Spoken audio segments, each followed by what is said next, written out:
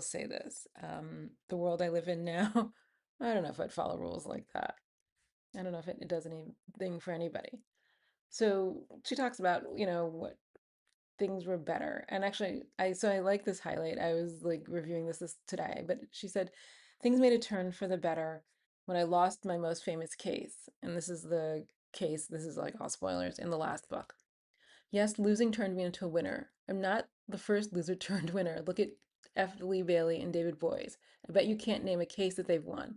F. Lee famously lost the Boston Strangler case and the Patty Hearst matter, but he's still featured in every court TV every other time I flip by. David Boies represented Al Gore in Bush v. Gore and Napster. He was on the losing side of two of the most famous cases in history, but I'll bet you he's still busy. So I will say this, I did look this up. F. Lee Bailey is dead. He died maybe 2021. And I like David Boies. Oh my God. So David Boies is now 84. So in this book, he would have been in his late 50s. Um, come, death comes for us all. So, but I do, something about that makes me laugh because there was a era, like probably in 2003 or so, when everybody was talking about David Boies, David Boies, David Boies.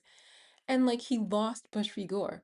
And then like he lost the Napster streaming rights thing, and then the Napster declared bankruptcy. So yeah, about that. Um, but and so the note says I wrote, I found this a fascinating factoid when I reading the book. Some of the most famous lawyers in the country have lost some of the biggest cases. Oh, I could go on, but I won't. Um, and also the lawyers that I perceive as famous, I think are mostly dead. And I don't know who's famous now because I don't watch court TV. I assume court TV is still on.